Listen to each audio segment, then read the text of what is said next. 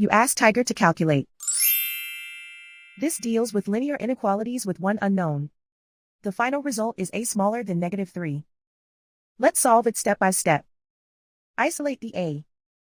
Divide both sides by 9.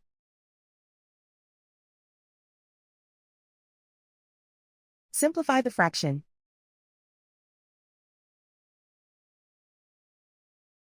Find the greatest common factor of the numerator and denominator.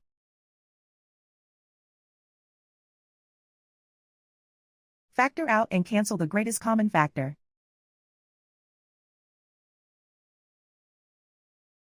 Plot the solution on a coordinate grid. And so the final result is a smaller than -3.